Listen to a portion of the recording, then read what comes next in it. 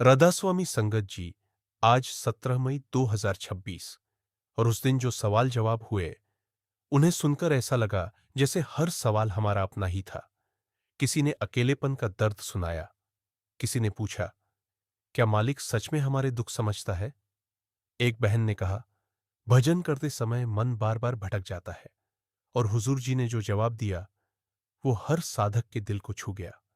आज का यह पूरा सत्संग सिर्फ सवाल जवाब नहीं था, यह अंदर टूटे हुए लोगों को संभालने वाला संदेश था।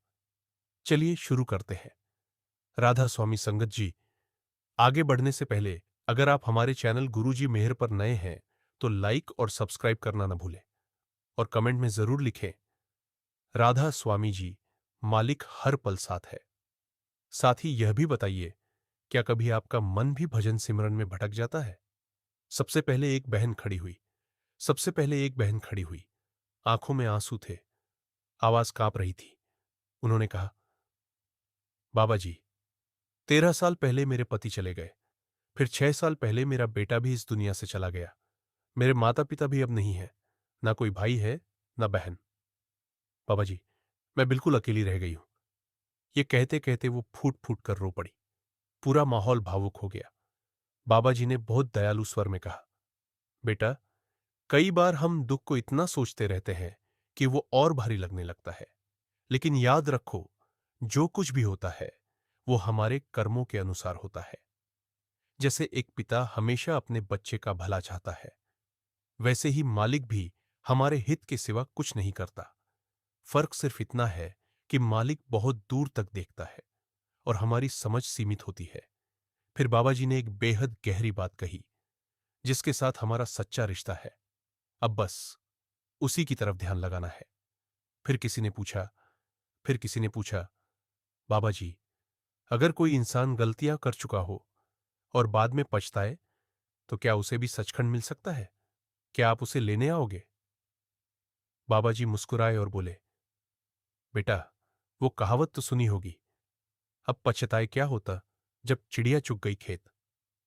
संगत हल्का सा मुस्कुराई, लेकिन इसके बाद बाबा जी ने बहुत गंभीर बात समझाई। सचखंड की चिंता करने से पहले हमें अपनी यह दुनियावी जिंदगी सुधारनी है।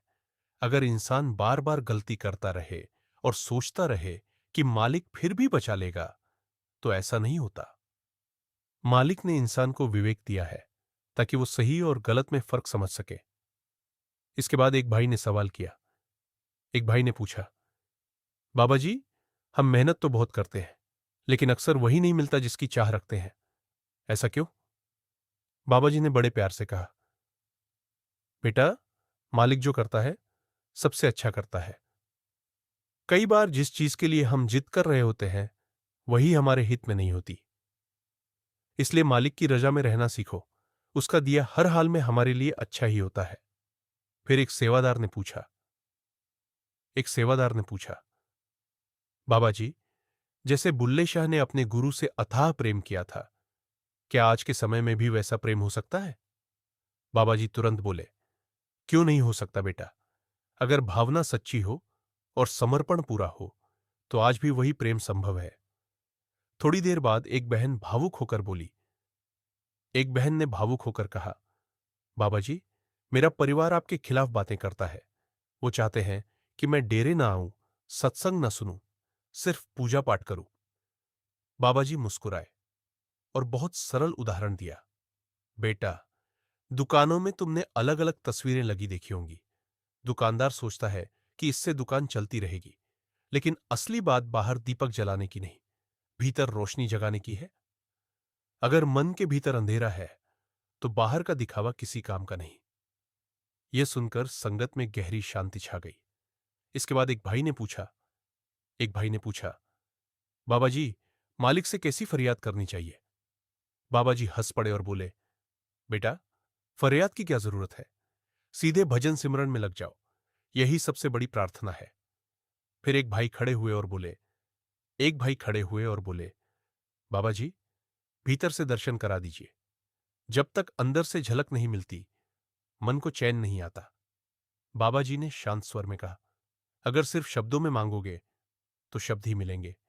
असली कृपा तब होती है जब इंसान खुद मेहनत करता है। जब प्रयास सच्चा होगा, मालिक खुद दया करेगा।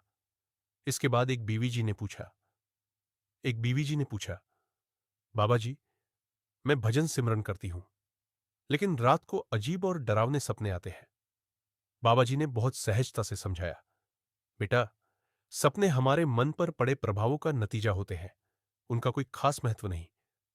अच्छा सपना आए तो भूल जाओ, बुरा आए तो भी भूल जाओ। जो मिलेगा वो भजन सिमरन से मिलेगा, सपनों से नहीं। फिर एक बहन ने सवाल किया। एक बहन ने पूछा, बाबा जी, लोग कहते हैं कि अगर आध्यात्मिक अनुभव दूसरों को बता दे तो मालिक की बख्शिश खत्म हो जाती है, क्या यह सच है? बाबा जी मुस्कुराए और बोले, मालिक के घर में बख्शिश की कोई कमी नहीं, उसका खजाना कभी खाली नहीं होता। फिर उन्होंने एक सुंदर उदाहरण दिया। अगर हम रोटी खाएं लेकिन वो हजम ना हो तो क्या ताकत मिलेगी? नहीं ना। वैसे ही आध्यात्मिक अनुभवों को भी संभालना और हजम करना आना चाहिए। इसके बाद एक युवक ने पूछा, बाबा जी, कुछ लोग धर्म बदल लेते हैं, क्या यह सही है? बाबा जी ने कहा, असल बात धर्म बदलने की नहीं है बेटा, करनी तो उसी एक मालिक की है। इंसान ने खुद को जातियों और धर्मों में बांट लिया है, लेकिन ऊपर सब एक ही है। फिर बाबा जी ने पंजाबी में कहा, ओथे अमला दे होने, बेड़े किसी ने तेरी जात नहीं पूछनी। थोड़ी देर बाद एक लड़के ने कहा, बाबा जी, जैसे माता पिता बच्चे को पढ़ाई में गाइड करते हैं, वैसे आप भी हमें गाइड कीजिए कि मन भजन सिमरन में कैसे लगे। बाबा जी मुस्कुराए और बोले, बेटा, अभी और कितनी गाइडेंस चाहिए? मैं तो हर समय समझा रहा हूं। सारी संगत हंस पड़ी। फिर बाबा जी ने बहुत गहरी बात कही, कुछ चीजें खुद ही करनी पड़ती हैं। गुरु रास्ता दिखा सकता है, लेकिन चलना तुम्हें खुद पड़ेगा। अगर पिता हमेशा बच्चे की उंगली पकड़कर चलाए तो बच्चा कभी खुद चलना नहीं सीख पाएगा। फिर एक युवक ने पूछा, बाबा जी, ज्यादा पैसे वाली नौकरी चुनूं या सुकून वाली? हुजूर जी ने बहुत प्रैक्टिकल जवाब दिया, ज्यादा सैलरी देने वाले ज्यादा काम भी लेंगे, फिर आपके पास बाकी चीजों के लिए समय नहीं बचेगा। अब आपको खुद सोचना है कि नौकरी और जिंदगी में बैलेंस कैसे बनाना है, क्योंकि जीवन में बैलेंस बहुत जरूरी है। इसके बाद एक बहन ने पूछा, बाबा जी, खुद को चिंता मुक्त कैसे रखें? हुजूर जी ने समझाया, मालिक ने इंसान को सोचने की शक्ति दी है, लेकिन आज इंसान उसी शक्ति का गलत इस्तेमाल कर रहा है। जरूरत से ज्यादा सोचते सोचते वही सोच चिंता बन जाती है। सोचना गलत नहीं, लेकिन हद से ज्यादा सोचना खुद को दुख देना है। फिर एक भाई ने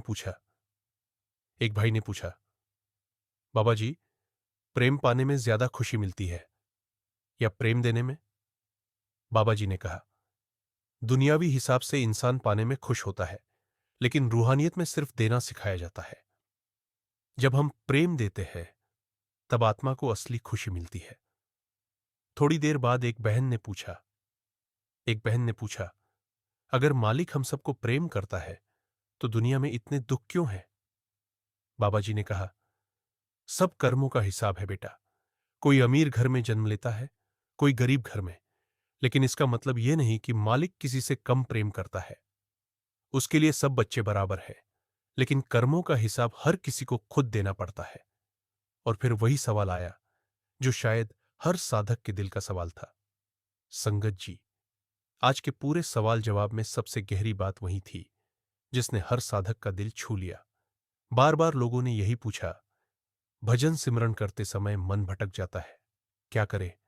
और हुजूर जी ने जो जवाब दिया वो शायद हर उस इंसान के लिए था जो साधना में संघर्ष कर रहा है। हुजूर जी ने कहा, मन का भटकना साधना की कमजोरी नहीं है। जब आप ध्यान या भजन में बैठते हो तो पुराने विचार, यादें और आदतें बाहर आने लगती हैं। इसका मतलब यह नहीं कि आप गलत कर रहे हो। जब मन भटके तो खुद पर गुस्सा मत करो, उसे डांटो मत, बस प्यार और धैर्य से वापस अपने ध्यान के केंद्र की ओर ले आओ। जैसे बच्चा चलना सीखते समय बार बार गिरता है फिर उठकर चलता है, वैसे ही मन भी धीरे धीरे स्थिर होता है। सच्ची साधना यह नहीं कि मन कभी न भटके, सच्ची साधना यह है कि हर बार जब मन भटके, आप उसे प्रेम और धैर्य से प्रभु की ओर वापस ले आए। थोड़ा थोड़ा नियमित ध्यान भी बहुत मूल्यवान है। जैसे रोज थोड़ा व्यायाम शरीर को मजबूत बनाता है, वैसे ही थोड़ा थोड़ा भजन आत्मा को मजबूत बनाता है। यह सुनकर बहुत से लोगों की आंखें भर आईं, क्योंकि पहली बार किसी ने साधना को डर नहीं, बल्कि प्रेम और धैर्य से समझाया। संगत जी, संगत जी, आज के पूरे सवाल जवाब का सार सिर्फ एक बात में था। मालिक हमें कभी अकेला नहीं छोड़ता। हम ही चिंता, डर और दुनियावी सोच में फंसकर उससे दूर हो जाते हैं। लेकिन जैसे ही हम उसकी तरफ एक कदम बढ़ाते हैं, वो हमारी तरफ 10 कदम आता है। कमेंट में जरूर लिखो, राधा स्वामी जी, मालिक हर पल साथ है। और इस वीडियो को अपने सभी सत्संगी भाई बहनों के साथ जरूर शेयर करें। गुरु प्यारी।